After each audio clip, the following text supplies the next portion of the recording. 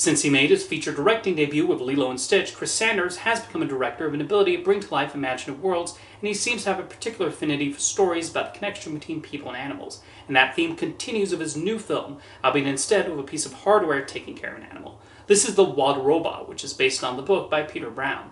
This is only Sanders' fifth feature film over the span of 22 years, so it's always exciting when he comes out with a new one. So what did I think of his latest animated feature? The film definitely showcases a lot of the elements that make his work stand out, although what's interesting is that this is a clear three-act structure. The entire movie is worthwhile, but the first section of the movie is my personal favorite, as we watch Roz the robot try to understand this island she has popped up in and the many animals who reside there. You really get a sense of this community of animals and how they know and interact or hide from each other. What's wonderful is that each animal has their own distinct way of reacting to Roz, and that allows for plenty of humorous moments. There's a streak of dark humor that occurs throughout The Wild Robot, which is very characteristic of the director of Lilo and Stitch and The Croods. One of my favorite scenes involves Roz coming across a group of rowdy raccoons. I have such an immense soft spot for those bandit-looking creatures, and this hilarious sequence full of clever humor and animation. Roz herself becomes an intriguing character. There's a lot of fun with how her programming contrasts with the wildlife and animals. You see her processing and learning this information when things eventually taking a turn when she comes across a goose egg and a gosling becomes attached to her.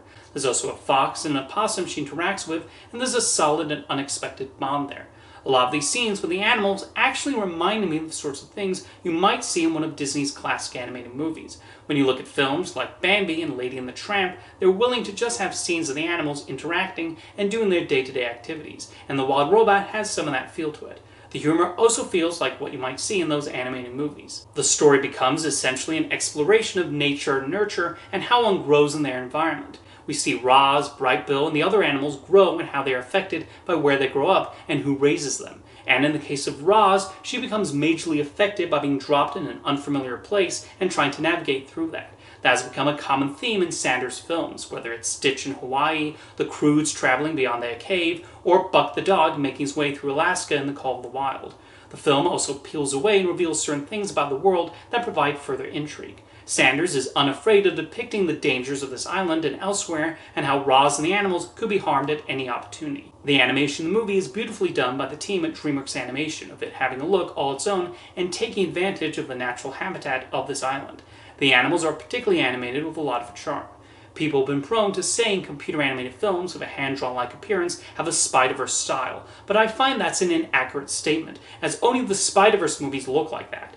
The Wild Robot has its own specific style and becomes a fitting artistic choice. I also have to commend the voice acting here, with everyone being suitably cast in these roles. While there are some big names here, I was never distracted by their presence and felt they more than disappeared into their characters. Lupita Nyong'o is wonderful as Roz, managing to create a robot-sounding voice all her own and successfully showing her want to complete her directives and the difficult emotions she develops as she becomes a parent to this goose. Pedro Pascal also stands out as Fink the Fox, and to be honest, had I not known the cast list beforehand, I would not have guessed he had done the voice. Pascal shows his change too from cunning fox to eventually becoming a close companion to Roz. Meanwhile, Catherine O'Hara is very funny as the muddly opossum dealing with a litter of children, and Matt Berry is one of those actors who could probably read the phone book and make it entertaining. So it's wonderful hearing his voice coming out of a busy beaver. The film is able to find good use out of its many characters while still keeping the story focused on this robot and the way she becomes a part of this community of animals. Her development is nicely handled, and the movie keeps things interesting as it goes through the seasons. The Wild Robot is yet another lovely film from Chris Sanders, who has an impressive ability mixing heart with his brand of humor, and I think he's up there as one of the best animation directors.